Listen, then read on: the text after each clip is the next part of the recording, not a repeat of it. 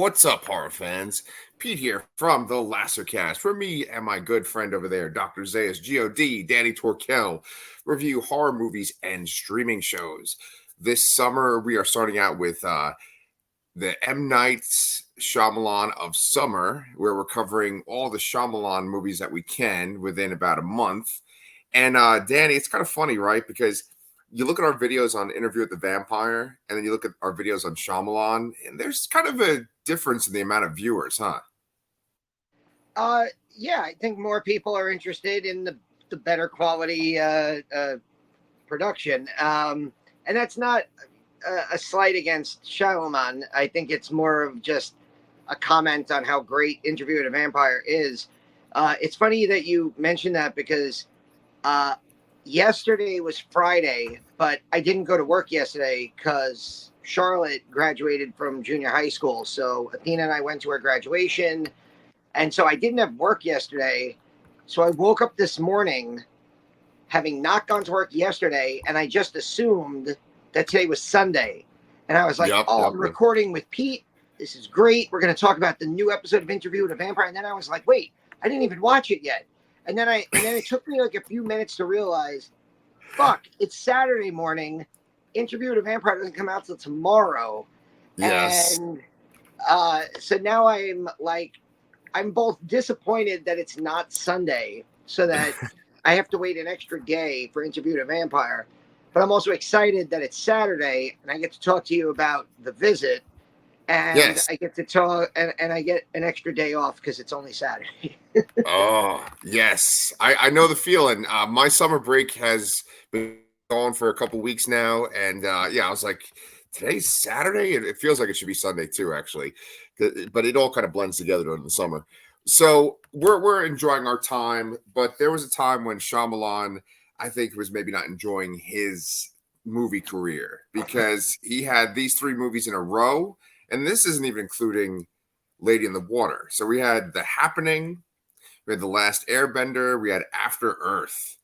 It's kind of rough. Yeah, and he had gone from basically being for his first four movies like the it filmmaker of that early 2000s period, where we kind of went through some of the numbers last week where The Sixth Sense was this major financial blockbuster, that he got nearly double the budget for Unbreakable, and it was probably a little disappointing that Unbreakable only made like I think 300 million worldwide, but still 300 million worldwide. And Signs was, I believe, both a critical and financial success. The Village, I think, was the movie where people started to say, okay, I think this guy kind of only has one thing that he falls back on. Yeah.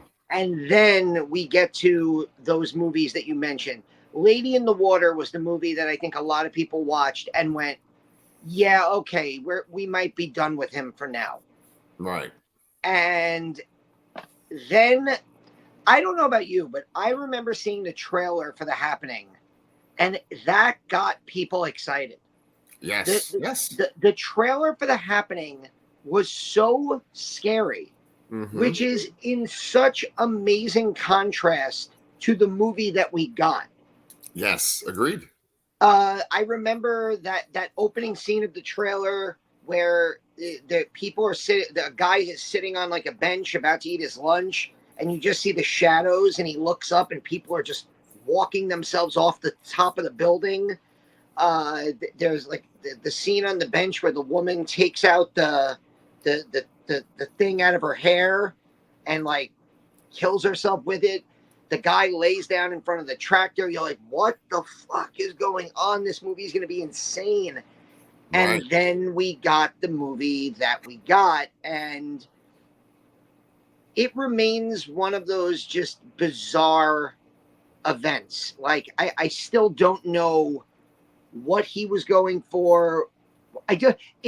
What happened, and then those other two movies that you list down there, I never saw them.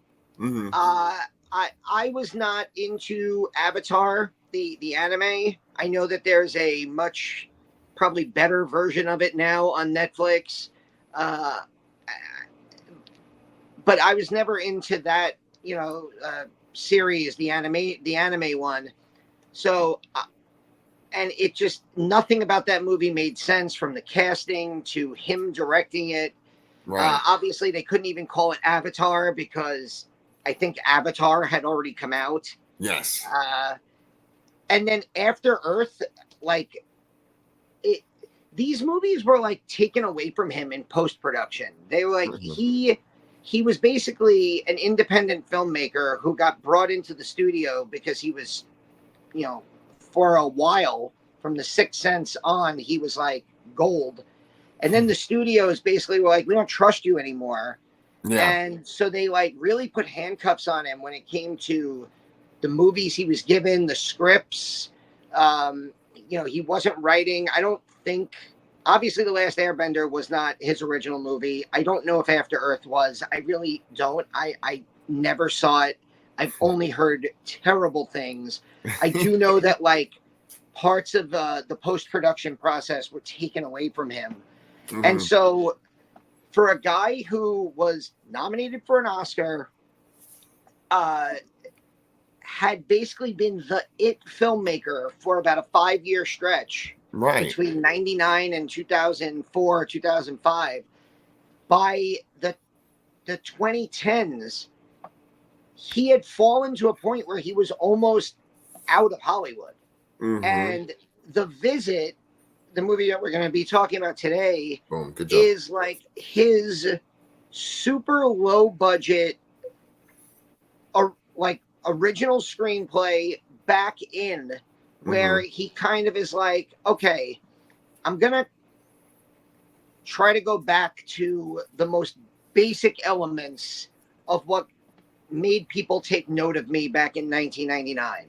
A Yeah. very simple story, a very simple story, a very simple filmmaking device. The whole found footage docu style that Yeah. we've talked about before. A very small cast, and yes, there is a twist, but, and I think this is crucial to the Shyamalan movies. When we talked about this with Unbreakable, when the twist makes sense within the plot of the movie, Yeah. it is fine, and it adds to the movie. Like, we did a month on Planet of the Apes. One of the greatest endings in movie history is a Right. twist ending, Right.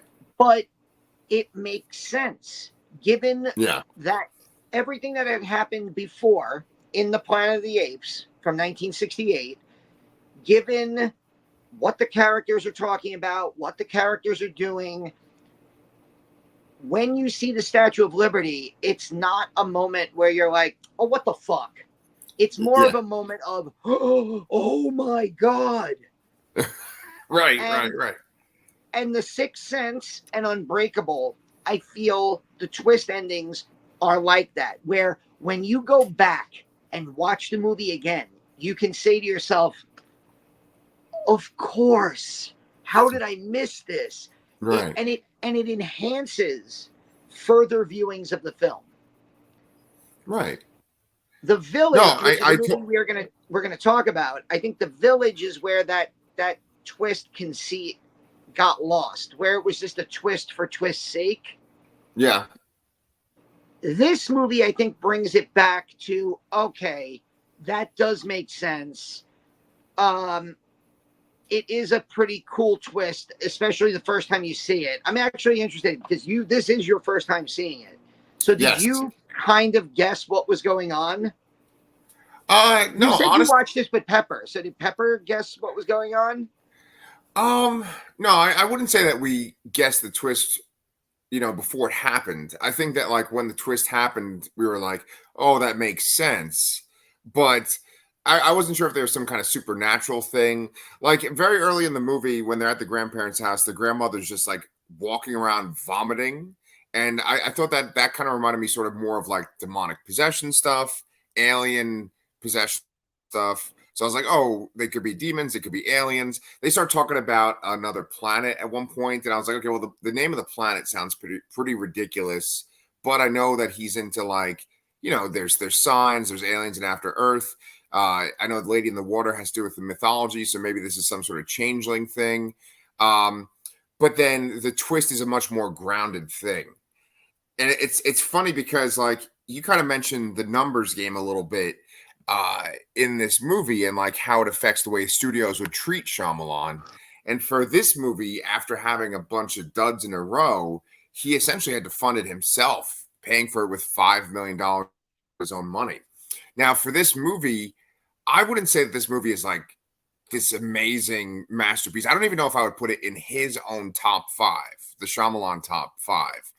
But what I would say is that like it's competent, it's fun, it's short, it's a short ass movie. And so like I think it helps bring him back. But what really gets him back is the fact that this movie cost $5 million to make. And then with that budget, it made $94 million. So Yeah. like regardless if this was just another loaded diaper of a movie, just the fact that he made $94 million off of $5 million of his own dollars, then all the executives are like, "Hey, Knight, come on over here. We're ready. Do you want to make another random movie? Okay, Well, this cool." was also one of the earliest Blumhouse Right. movies. This was one of those first movies where Jason Blum realized that he can get a big return on a very small budget by Mm-hmm. making, just 90 to 95-minute, easy to make horror films with, a couple good scare moments. And the word of mouth probably got this a couple good weeks in the theater, got it that $94 million.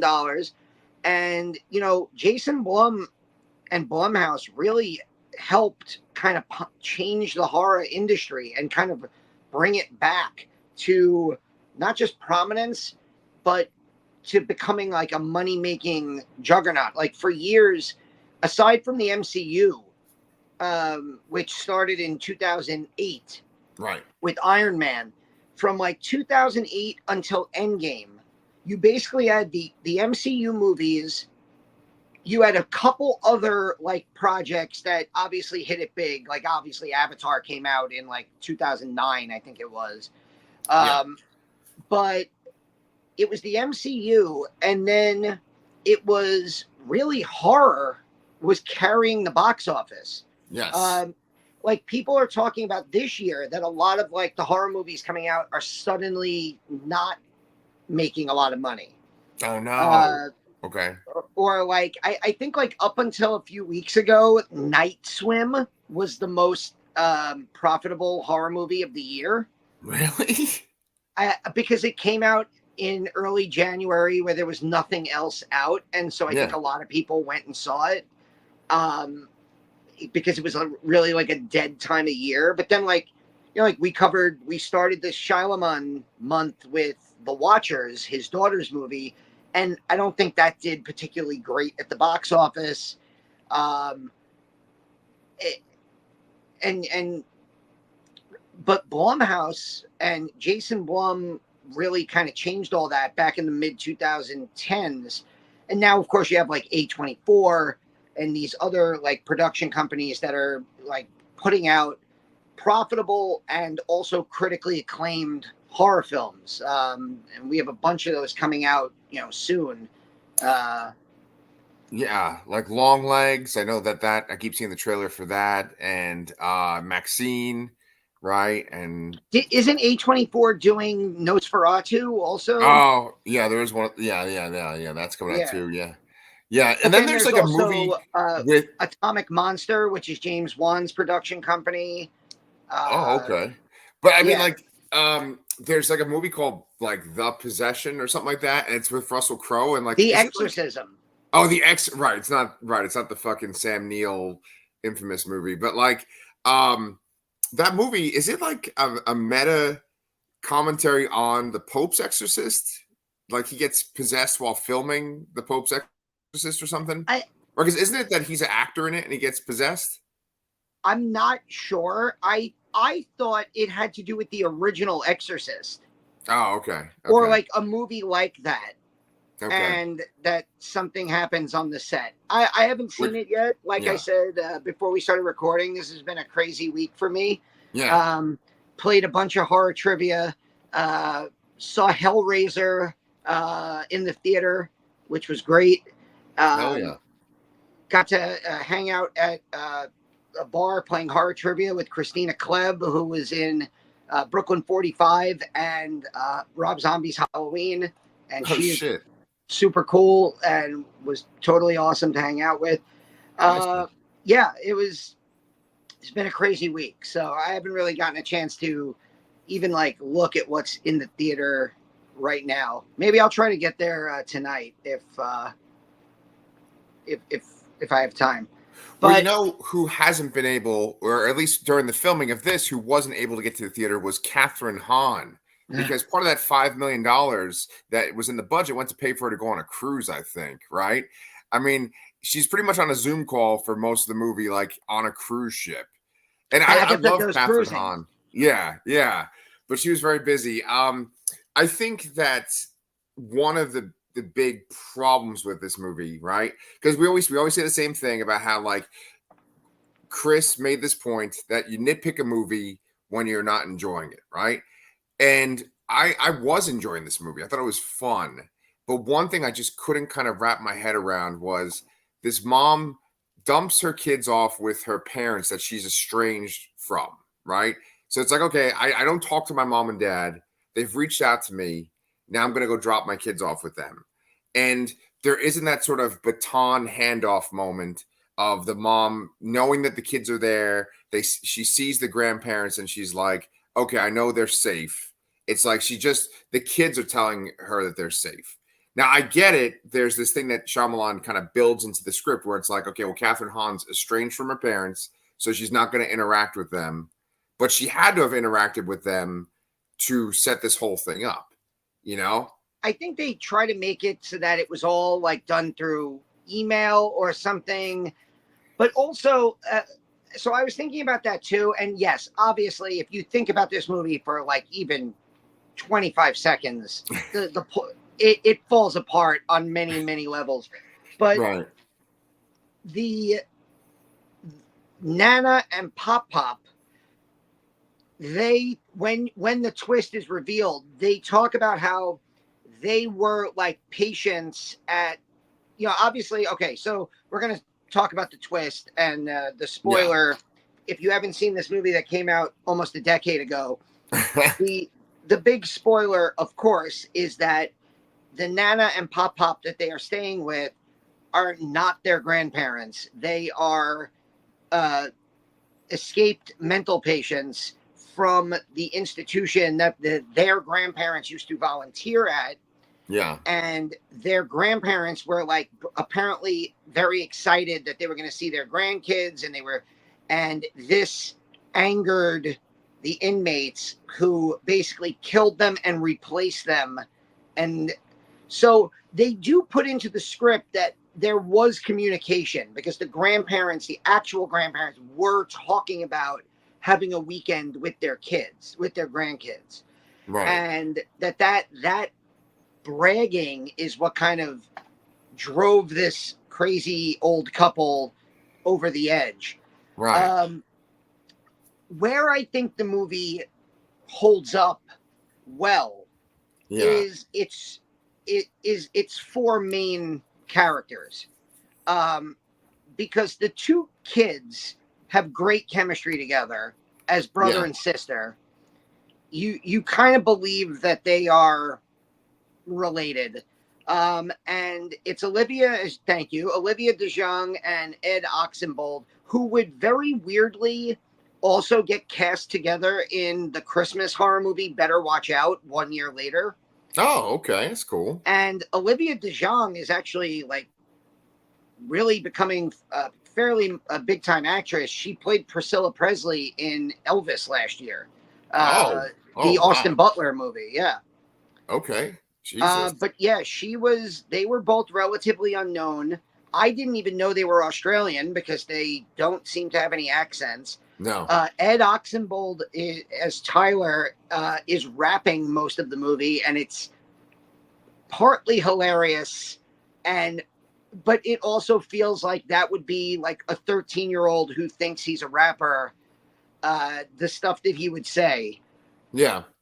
which I got to give Shyamalan credit because it's like I don't know if he wrote those or if Ed Oxenbould wrote those raps himself. Uh, but they were a lot of fun. And then, of course, you have Deanna Dunnigan and Peter McRobbie who play Nana and Pop Pop, and they are excellent. They feel like at different times in the movie that they are both warm and loving grandparents and absolutely horrifying. Like there's probably one of Charlemagne's best scare moments is the scene under the porch Yes. Yes. in this Yes. movie Yes. Yes. is genuinely terrifying. Like I hadn't seen this movie in a long time, and I was rewatching that, and when that jump scare happens, it got me, and I was like, "Fuck! I can't believe that I knew it was coming. I've seen this Yes. movie, Yeah. and yeah, I think that the scares hold up a lot. Like you talked about the scene when they start exploring the house when they shouldn't be after 9:30 at night, and you see like naked grandma running around, and you see like just you mentioned the diapers and everything with that. It's really kind of gross and sick stuff. And to your point, I had obviously seen this movie before, and I feel like I was more critical of it this time Mm-hmm. because unlike Unbreakable, where of course I know that Elijah ends up being Mr. Glass, Right. but it knowing that and rewatching it, it made it better Yeah. because now Right. I'm Right. picking up on different things. Rewatching this movie and knowing the twist kind of makes you sit there and go, yeah, really? Like, how did nobody pick up on this? Like, Right. they're visited by two separate people.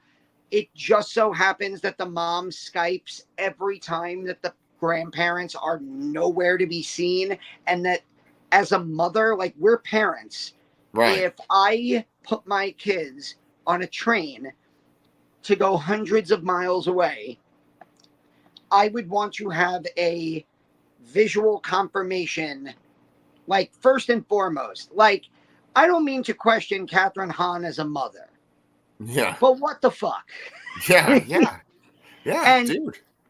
and God. so like you said, like this movie does kind of fall apart when you think about it for more than 30 seconds, Yeah. but I think this is a perfect one viewing movie Oh yeah. Yeah.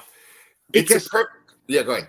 no, because in that one viewing, every time you start to question it, something like jump scare happens and it pulls you back in, and then the twist happens and you're like, what? Wait, oh shit.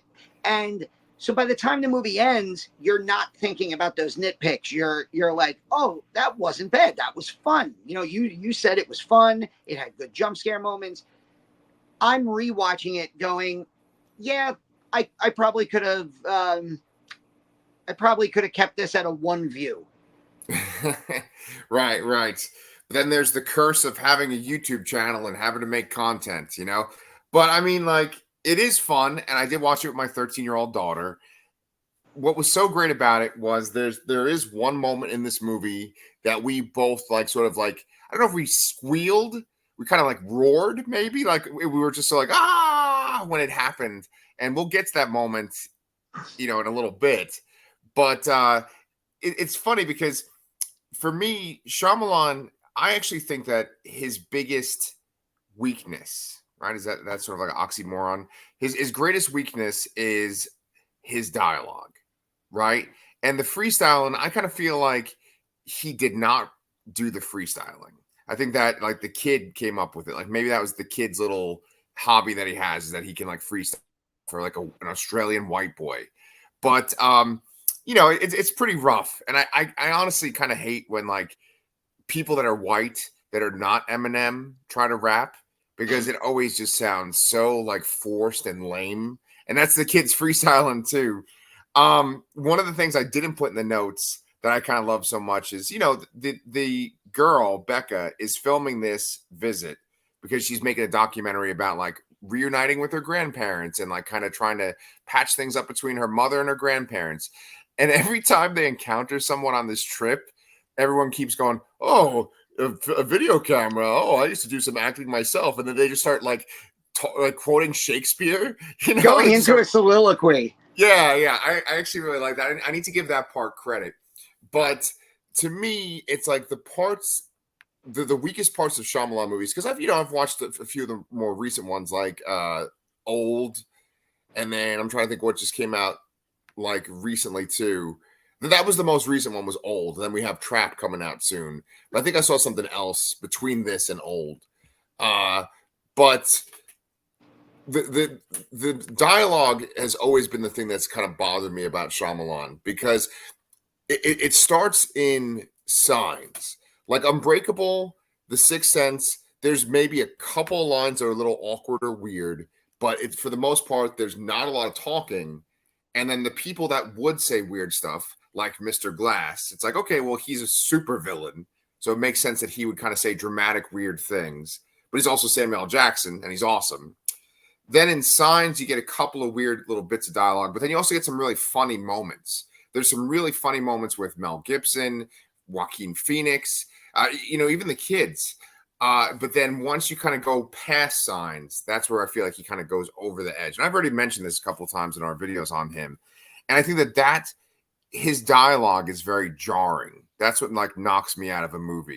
I think that's when people mention like The Happening, that is the second there's not a line of dialogue in The Happening that feels authentic to a movie. No.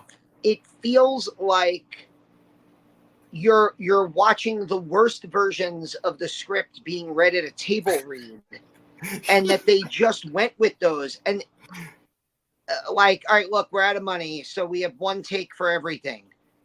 And it just I saw somebody one time said that in The Happening, it feels like the cast didn't know if they were making a horror movie or a comedy, and so they acted it as both at the same time. And you know what? I actually kind of love that point. That's a really fucking excellent point, because Shyamalan went through multiple edits for this movie. And if you can see on my ticket right there, when they made the first edit, it felt like an art house film. Then the second edit of the movie was a comedy. And then the third edit had comedy in it, but it was a thriller. So I think it's really interesting that like he filmed something, and then the way that it's edited determines what type of film it is, what genre it is. I think that's really interesting stuff. Did I freeze up and you didn't hear what I said? No, I'm listening. Oh, okay. Yeah, I just changed positions. Oh, okay. It got blurry. I read that on IMDb, and you can watch this movie and you totally feel that this movie could have very easily been played for laughs in a weird way. Right. It also could have probably been a much darker horror film. 1,000%. If you changed a few things in the ending. Right. And he kind of feels like he settled on like an in-between where it's going to be a horror movie, but we're also going to keep in some light moments to, I guess it couldn't be as much straight horror, especially at the beginning when you first meet Nana and Pop, because otherwise the kids would be like, oh, fuck no, we're done. Like, we're getting out of here. Right. That was another thing that, like, rewatching it, where you're like, they're old people. They could probably just run away. Right. Like, Nana and Pop Pop are not going to be able to run after them. They could probably just run away. And they Yes. do kind of tell you that they're on this farm and that, there's not, they have to be driven into town. So I get there's like this isolation element to it. But like they do go in the car and they do drive into town at one point. Yeah. So they do know geographically kind of how to like get off this farm and where maybe to go or the road to follow. Right.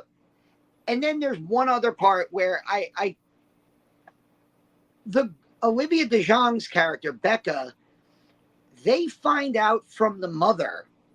They find out from finally after like an hour and 6 minutes that those are not the grandparents. Right. Right. And knowing this, they still hang around the house.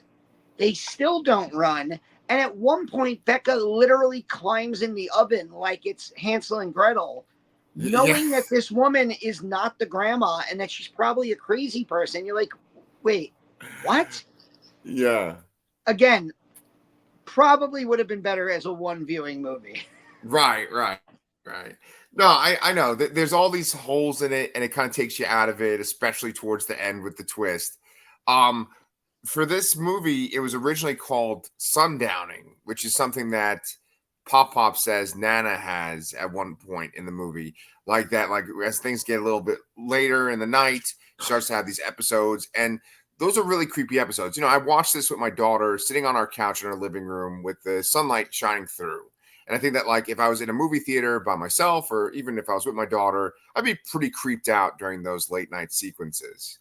They're real I effective. think that, and again, like it feels like this was like my recommendation that we should watch this, and I feel Mm. like I'm being more negative than you, which is rare.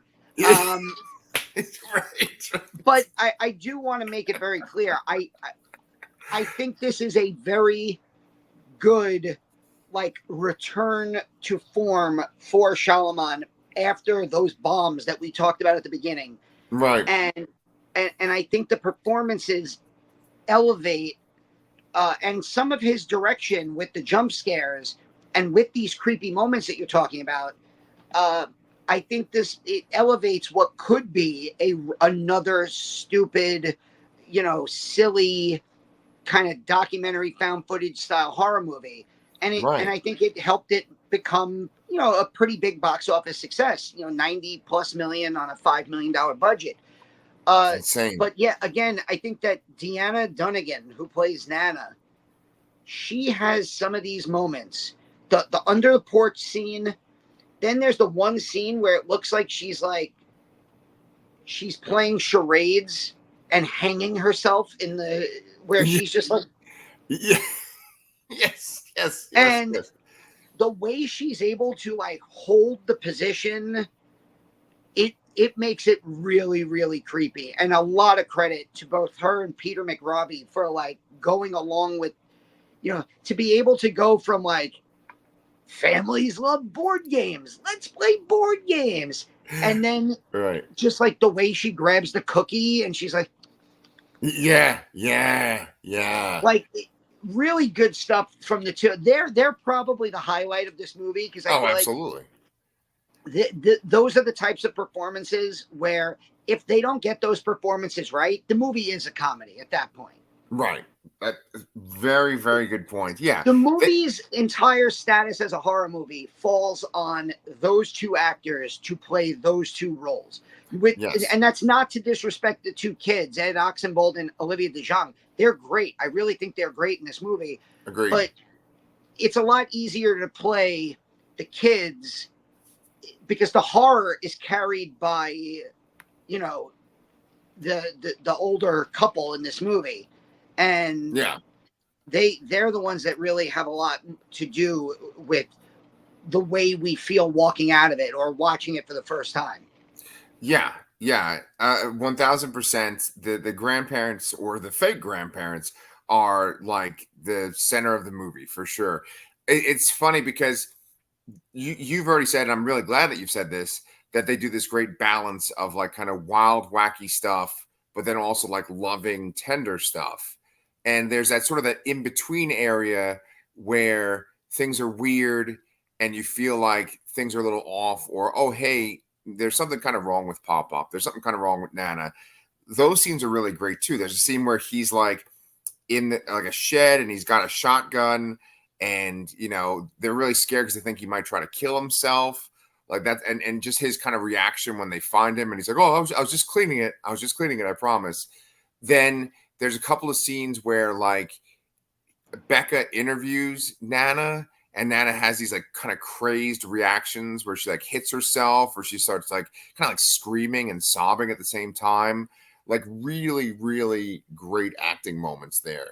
I was going to say, and I don't want to make this video a downer, but I did want to kind of talk about mental illness in like horror movies and stuff for a second. So I think I've told you this before, Danny, but like, my dad has mental illness, right? He's bipolar schizophrenic. And I mean, he lives in a nursing home, even though he's like only 69 years old. And, and he's capable, but like his medication has made him like very dependent on the help of others, right? And when I see mental illness in movies, I feel like most of the time the depiction of mental illness is not really accurate. Like I always feel like in movies, I see two things that kind of bother me about mental illness. Like the people are either like batshit fucking crazy and they say weird stuff, or the other thing is like that a person kind of becomes mentally ill because they did something bad, and like kind of karma, like they get this kind of karma and then they kind of like lose their mind, like a Batman villain or something where they kind of just like lose their mind at the end, right? Yeah. The movies that I felt like have depicted mental illness like accurately, like I think like A Beautiful Mind with Russell Crowe, that he had mental illness in that, and I felt like even though his like math part was like magical, I kind of could relate to some of the scenes in that.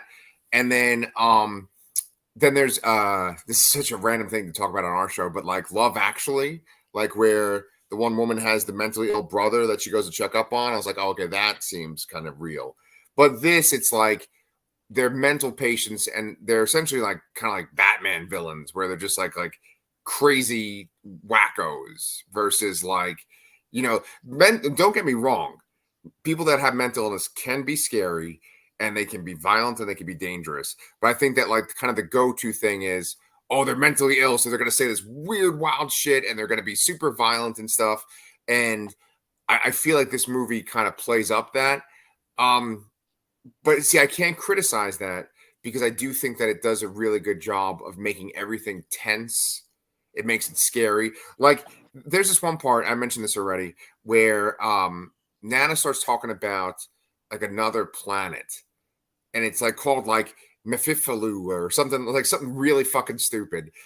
And it's such nonsense that she's saying, but the way that she says it, it makes it creepy. And then you start to think, oh, is this some kind of changeling thing? She's talking about these creatures spitting stuff into the water and then like taking people and replacing them. Like, oh, like you start to get scared, even though she's saying nonsense.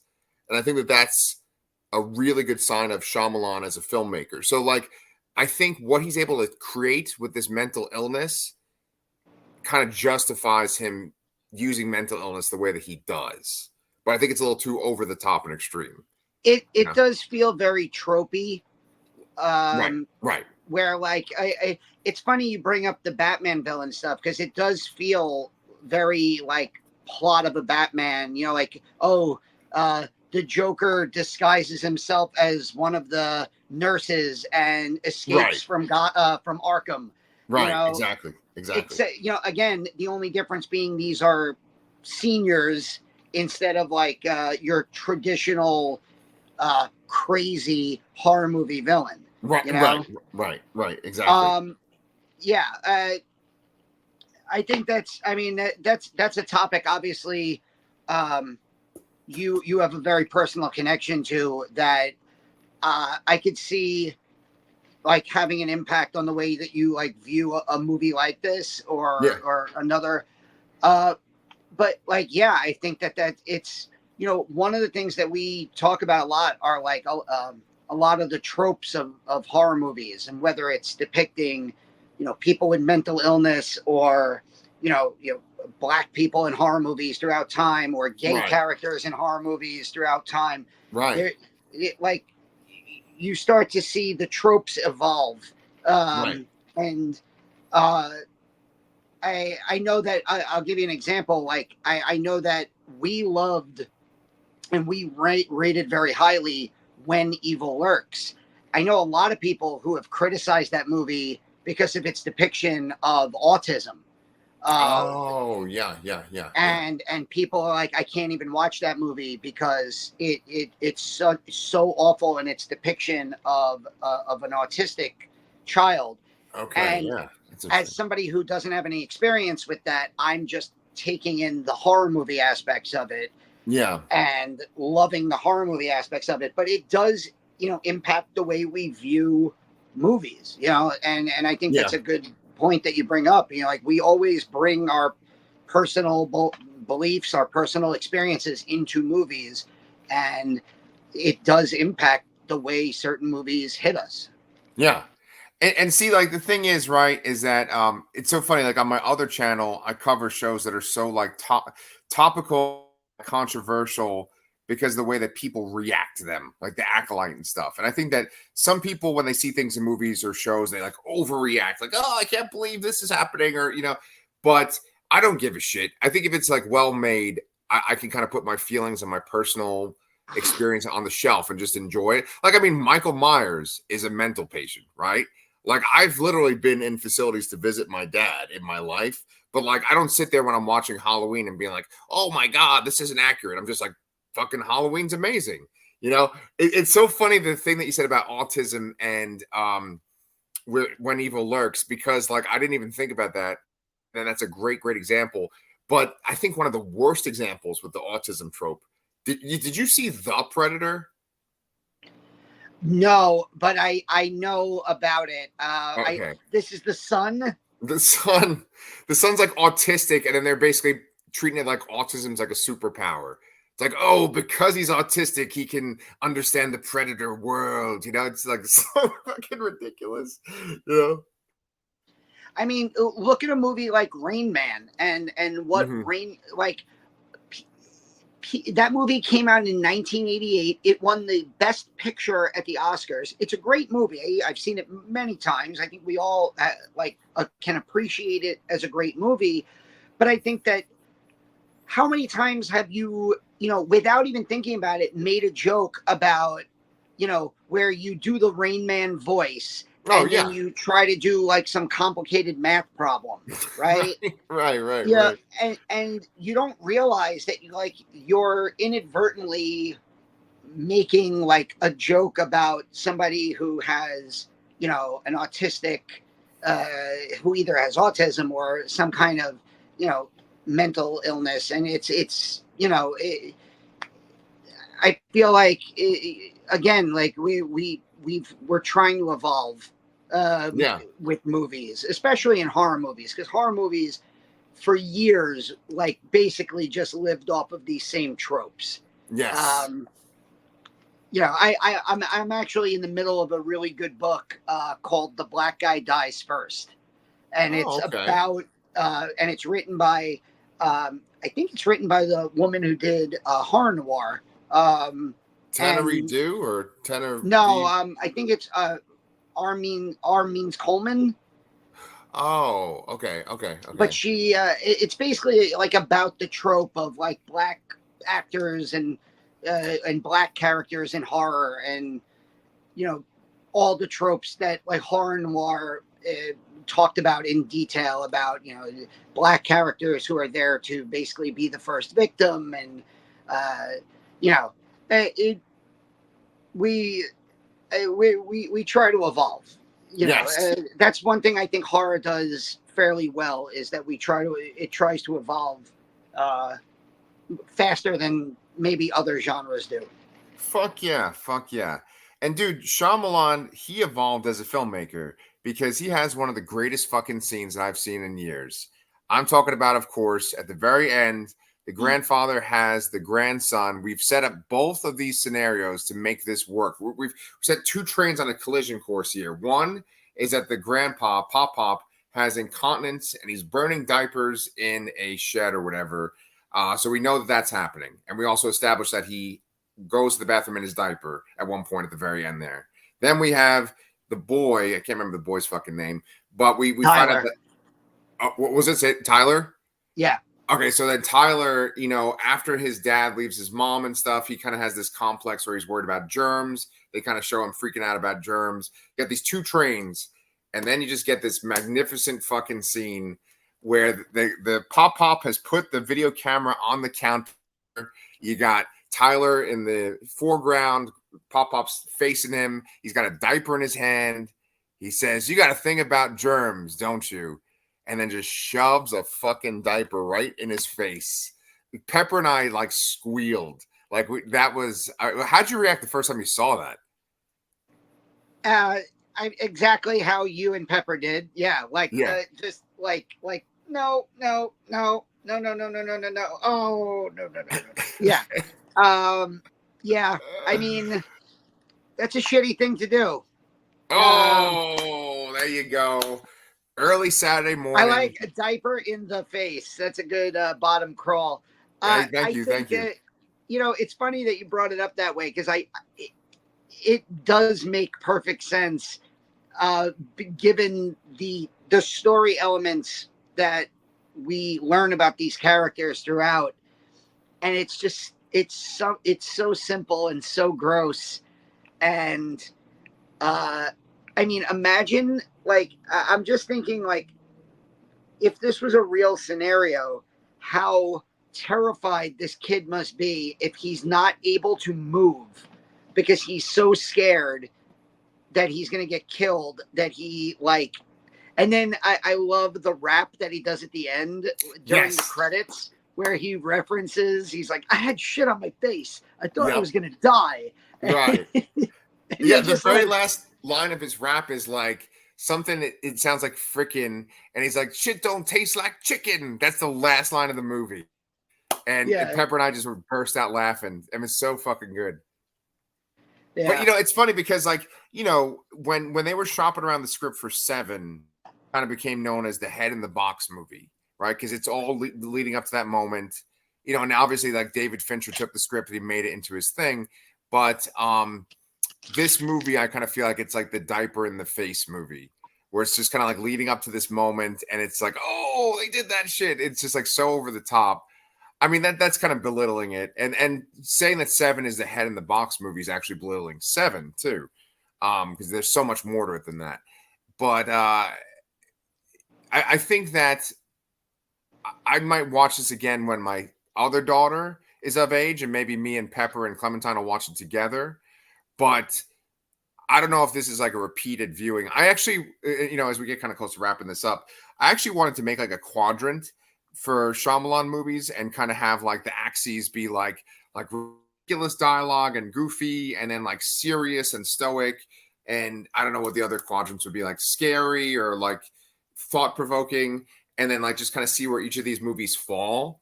Because this one I feel like kind of is more towards the ridiculous side than his other movies, the ones that we really like.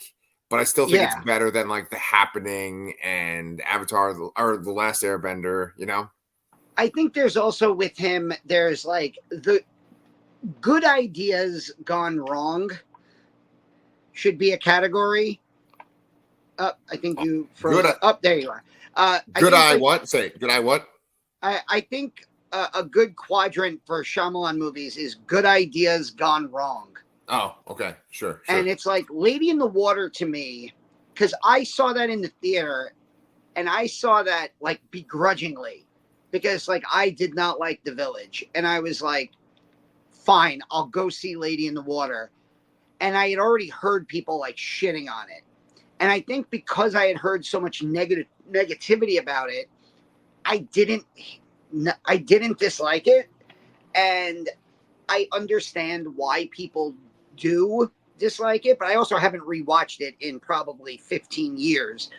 But I think there's a lot of great ideas in that just don't go in the right direction. Mm-hmm. Are we still again? I'm still there. You're good. Uh, You're good. the Happening is another movie where it's like just a bad idea, like a great idea just gone terribly wrong. Old, I think, has great ideas in it. It just goes terribly wrong at the Yeah. end. So uh, he's a good idea person. I feel like he should.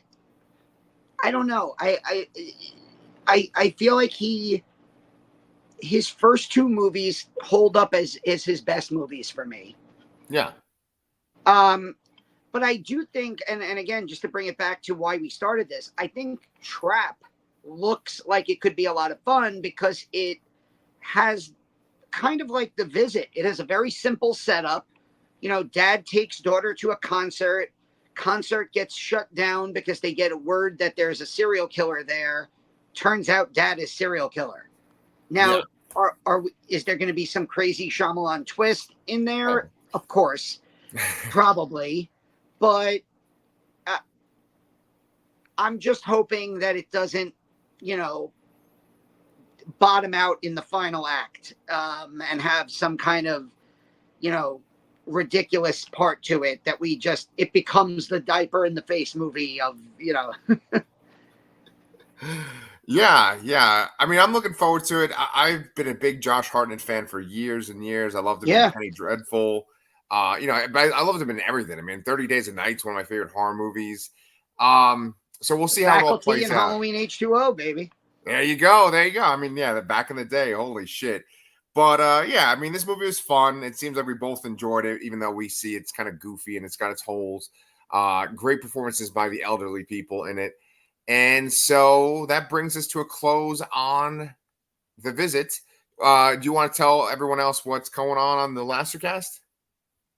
Well, next week I think we are going to revisit The Village. Oh boy. Yeah.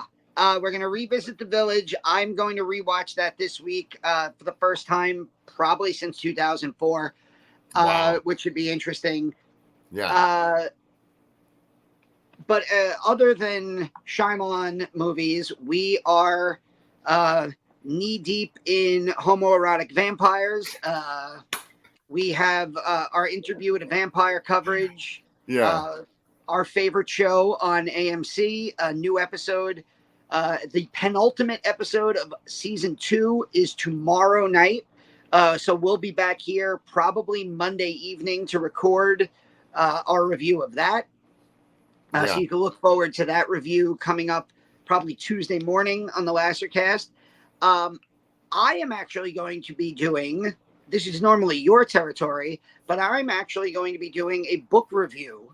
Oh, okay. Yeah, I read, Charlotte and I are like monster Chucky fans. We've done reviews of seasons 1 and 2.